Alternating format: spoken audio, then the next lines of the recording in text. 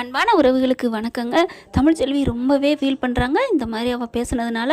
அதாவது சித்ராவோட மாமா பொண்ணு இருக்கு இல்லையா, ரொம்ப அசிங்கமாக பேசுகிறாங்க அவங்களோட கற்பத்தை பற்றியே.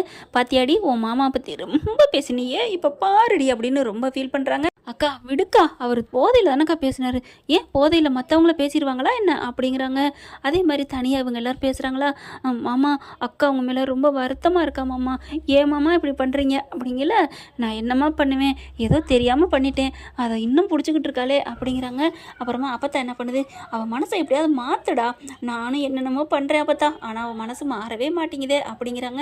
கருப்பு பார்க்குறாரு, மாமா நீ ஏதாவது ஒரு ஐடியா சொல்லு மாமா அப்படின்னு நம்ம சேது கேட்குறாங்க. உடனே கருப்பு இருந்துட்டு இரு இரு யோசிக்கிறேன் அப்படின்னு சொல்லிட்டு அவள் ஊரறிய மன்னிப்பு கேட்கணுங்கிறா, எப்படி கேட்குறது ஒன்றும் புரியலையே அப்படிங்கிறாங்க. அதுக்கப்புறம் ஒரு ஐடியா அப்படிங்கிறாரு மாமா. அவர் ஐடியா கொடுத்தது மாதிரி என்ன பண்ணுறாங்க, அவங்க சுற்றுப்பட்டு கிராமம் எல்லாத்துலேயுமே பார்த்தீங்கன்னா மைக்கை கட்டுறாங்க. மைக்கை கட்டிட்டு என்ன அலௌன்ஸ் பண்ணுறாங்கன்னா, பொதுவான இடம் இருக்கு இல்லையா கோயில், அவங்க தான் எப்போவுமே அந்த கோயிலில் தானே எல்லாம் பண்ணுவாங்க, பெரியமந்த கருப்பு கோயிலில். அங்கே பார்த்தா எல்லோரும் வாங்க அப்படின்னு சொல்லிடுறாங்க. என்ன உங்களுக்கு அழைப்புன்னா, ஒரு விசேஷமாக நம்ம சேது தம்பி உங்களுக்காக வைக்கிறாங்க, நம்ம ஊருக்கு நல்லது நடக்கணும் அப்படின்னு சொல்லிட்டு ஒரு விசேஷத்தை சொல்கிறாங்க. என்ன விசேஷம் அப்படின்னா, எல்லாரும் வாங்க கலந்துக்கிட்டு ஒரு 10 திருக்குறள் சொல்லணும். அந்த 10 திருக்குறள் ஒரு கேள்வி கேட்கப்படும்.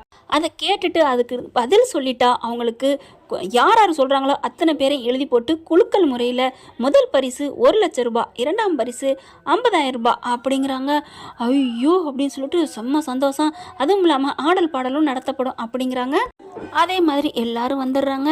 தங்கமேல் நம்ம தமிழ் பார்க்குது, என்னடா பண்ணுறது, என்னவா இருக்கும் அப்படின்னு சொல்லிட்டு நான் சிரித்தது ஏன்னு தெரியுமா, அந்த புள்ள பேர் வந்துருச்சுல அதுக்கு தான். அடுத்து எல்லாரும் ஒரு மாதிரியாக கேட்குறாங்க, என்ன சேதுக்கு எதுவும் பைத்தியம் பிடிச்சி போச்சா அப்படின்னு. இங்கே 4 குரூப்ஸ், சாவித்திரி ஈஸ்வரி சித்ரா இருக்குல்லையா, அதெல்லாம் பார்க்குது. அம்மா எதுவாக இருந்தாலும் சரி நம்ம 10 திருக்குறளை சொல்லிவிட்டு 1,00,000 ரூபா காசை வாங்கணும் அப்படிங்கிறாங்க. எதுக்கு இப்படி தமிழ் வருது, தமிழ் தங்கச்சி, மாமா என்ன மாமா பண்ணுறீங்க, நீ சும்மா இரு, நீனு வேணாலும் 10 திருக்குறளை சொல்லேன் அப்படிங்கிறாங்க. அப்படியா, ஆமாம் அப்படின்னு சொல்கிறாங்க. சரின்னு சொல்லிட்டு 10 திருக்குறளை மனப்பாடம் பண்ணுறாங்க. எதில் வேணாலும் கேட்கப்படும் கேள்வி அப்படிங்கிறாங்களா. அதனால் எல்லாம் சுற்றுப்பட்டு எல்லாம் வந்துடுறாங்க. அதை விட பரிசு வாங்குறாங்களே இல்லையோ, ஆடல் பாடல், அந்த ஊரில் கரகாட்டத்தில் பேர் போனவங்க ஆடல் பாடல்னு சொல்லிடுறாங்க. பார்த்தா திருவிழா மாதிரி எல்லாரும் வந்துடுறாங்க. பலூன் விற்கிறதுன்னு அந்த கடை இந்த கடைன்னு போட்டுக்கிட்டு, என்னையா இது இங்கே என்னையா நடக்குது அப்படின்னு சொல்லிட்டு, என்னன்னு தெரில, சேது தான் நம்ம எல்லாருக்கும் சந்தோஷம் கொடுக்கும் நாள்னு சொல்லிட்டு ஏதோ பண்ணுறாரு அப்படிங்கிறாங்க. எல்லாரும் வர்றாங்க. என்னப்பா அது, பொங்கல்னு நினச்சிக்கோங்களேன், சமத்துவ பொங்கல்னு நினச்சிக்கோங்களேன், ஓ சூப்பரில் அப்படிங்கிறாங்க. அடுத்து பார்த்தா ஊர் பூரா திரண்டு வந்துடுதுங்க. திருக்குறளை சொல்கிறாங்க. தமிழ்ச்செல்வி அப்படியே பார்க்குது மறைச்சு, அடியே அழகி என்னடி பார்க்குற, இருடி அப்படின்னு சொல்லிட்டு, என்ன பண்ணுறாருடி உன் மாமே, அக்கா தெரியலக்கா நான் தான் நிற்கிறேன் அப்படிங்கிறாங்க. அதுக்கப்புறம் தாமரை 10 திருக்குறள் ஆளுக்கு குரலை படிச்சுக்கிட்டே இருக்கிறாங்க. எல்லாருமே நிறைய பேர் 10 திருக்குறளை சொல்லி முடிக்கிறாங்க. அதுலேருந்து நம்ம சேதுவும் கேள்வி கேட்குறாங்க. நிறைய பேர் பதில் சொல்கிறாங்க. அதில் 1-2 பேர் சரியான பதிலை சொல்கிறாங்க. அவங்களேருந்து பேரை குழுக்களில் எடுக்கிறாங்க. குலுக்கி எடுத்தால் அந்த ஊரில் ரொம்ப ஏழ்மையான ஒரு பொண்ணுக்கு கிடைக்குதுங்க. கல்யாணத்துக்கு கூட வசதி இல்லாமல் இருக்கிற பொண்ணுக்கு அப்படியே சந்தோஷம் தாங்கலை, ஒரு பவுன் நகை சொன்ன மாதிரியே கொடுத்துட்றாரு. அடுத்து அதான் 1,00,000, 2வது 50,000 கொடுத்துட்றாங்க. என்னம்மா இவ்வளோ கஷ்டப்பட்டு படித்தேன் நமக்கு கிடைக்கலையே அப்படின்னு தாமரை ஈஸ்வரி சொல்ல, சரி விடுடி, இது என்னமோ பண்ணுறான் பார்ப்போம் இரு அப்படிங்கிறாங்க. அடுத்து பார்த்தா இன்றைக்கி ஆடல் பாடல் இருக்குது, எல்லோரும் இருங்க, அதோட நீங்கள் வந்த யாருக்குமே எதுவுமே இல்லைன்னு போகக்கூடாதுங்கிறக்காண்டி இருங்க அப்படின்னு சொல்லிட்டு, வேணால் பாக்ஸாக அடிக்கிருக்கு, மாப்பிள்ளை இவ்வளோ பாக்ஸ் இருக்கே இவ்வளோ பணமானு கேட்க போகிறாங்க அப்படின்னு தான் கருப்பு சொல்கிறாரு. இருமாம்மா அவங்க கேட்குறாங்கிறக்காண்டி நம்ம பயப்படலாமா அப்படிங்கிறாங்க. என்னம்மாம்மா இது அப்படின்னு கூட தமிழ் தங்கச்சி கேட்குது. இருமா இதில் என்ன 1,00,000 பணமாக இவ்வளோ பாக்ஸில் இருக்குது, அட இரேன் அவசரக்கட்டை அப்படின்னு சொல்லிட்டு ஒவ்வொரு பாக்ஸாக எல்லாத்தையும் கொடுக்குறாங்க.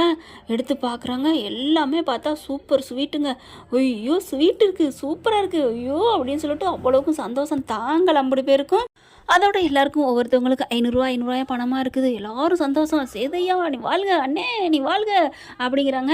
எல்லாருக்கும் விருந்து வந்துகிட்டு இருக்கு, எல்லோரும் சாப்பிடணும், அப்புறம் ஆடல் பாடலை வைக்கணும் அப்படிங்கிறாங்க. எதுக்கே இதெல்லாம் அப்படிங்கல, இருங்க சொல்ல வரேன் அப்படிங்கல. சுற்றுப்பட்டு எல்லாரும் வர ஆரம்பிக்கிறாங்க. எல்லா பக்கட்டும் மைக் கேட்குது. தமிழ்ச்செல்வி அப்படியே பார்த்துக்கிட்டே இருக்கிறாங்க. இப்போ இது எதுக்காக பண்ணேன் அப்படின்னா, என் மனசு குளிரணும் அப்படிங்கிறக்காக தான் அப்படிங்கிறாங்களா. உங்கள் மனசு குளிரணுமா, நீங்கள் நல்லா தான் இருப்பீங்க, அப்புறம் நான் குளிரணும், என் மனசுன்னு சொல்கிறது நான் இல்லைங்க, என் பொண்டாட்டி தமிழ்ச்செல்வியை சொல்கிறேன் அப்படிங்கிறாங்க. ராஜாங்க என்னடா இவன் பண்ணிக்கிட்டு இருக்கான்னு பார்க்குறாங்க. எல்லாருமே அவங்களும் உட்காந்துருக்காங்க தான்.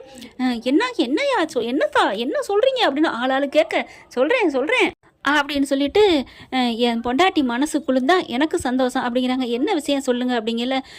ஒன்றும் இல்லைங்க, ஒன்றும் இல்லை. ஒரு ஊரில் ஒரு புருஷன் பொண்டாட்டி, அழகான புருஷன் பொண்டாட்டி, அவ்வளோ அழகாக சந்தோஷமாக வாழ்ந்துட்டு இருந்தாங்க. உள்ளுக்கு ஏதோ பூந்ததுன்னு சொல்லுவாங்க இல்லையா, அந்த மாதிரி பூந்து அவங்க வாழ்க்கையே புரட்டி போட்டுருச்சு.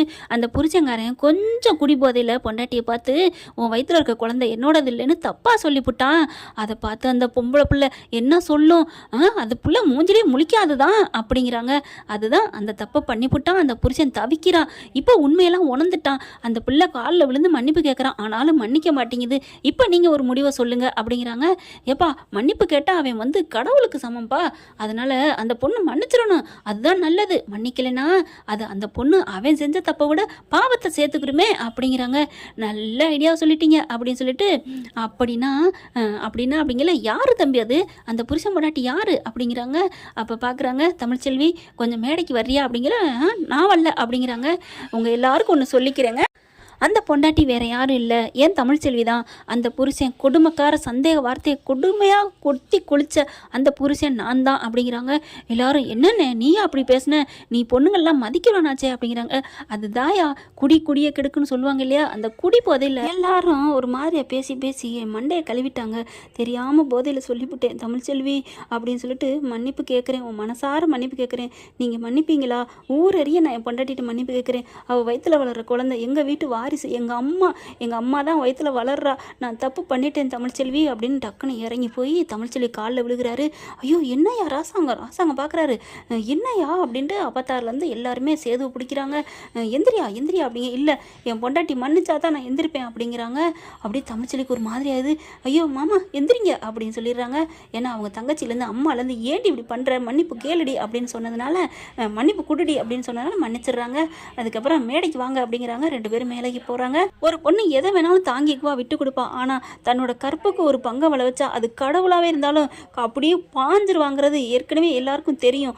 அது வந்து எனக்கு தாங்க முடியலை, அதனால தான் நான் அப்படி பண்ணிட்டேன் அப்படிங்கிறாங்க. சரிம்மா விடுமா, சேதுபதி ஐயா இந்த ஊருக்கே எவ்வளவு நல்லது செஞ்சுருக்காரு, எவ்வளவு புனிதமானவர்னு தெரியும்.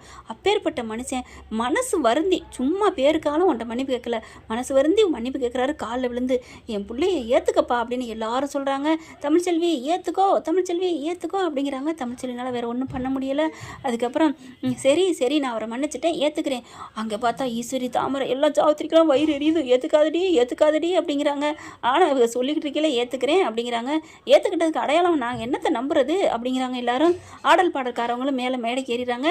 எங்களுக்கு முன்னாடியே ஒரு டான்ஸ் ஆடி ஒரே ஒரு முத்தம் கொடுங்க அப்படிங்கிறாங்க. அதே மாதிரி முத்தமும் கொடுத்துட்றாங்க. அதுக்கப்புறம் டான்ஸ் ஆட ஆரம்பிக்கிறாங்க. செம்மையாக சூப்பராக போயிட்டுருக்கு அப்படின்னு தான் சொல்லணும். என்ன ஃப்ரெண்ட், இப்படி பண்ணால் நல்லா தானே இருக்கும். பார்க்கலாம். தேங்க்யூ. இந்த வீடியோ உங்களுக்கு பிடிச்சிருந்தா தயவு செய்து லைக் பண்ணுங்க. இன்னும் அப்டேட்ஸ்க்காக சேனலை சப்ஸ்கிரைப் பண்ண மறக்காதீங்க. நம்ம கிட்ட இருக்க எல்லா சேனல்ஸோட லேட்டஸ்ட் வீடியோ அப்டேட்ஸ்க்காக மேல ரைட் சைட்ல காட்டுற லிங்கை கிளிக் பண்ணி வாட்ஸ்அப் குரூப்ல ஜாயின் பண்ணுங்க. உங்களிடம் விடைபெறுவது நான் உங்கள் மெஹர்.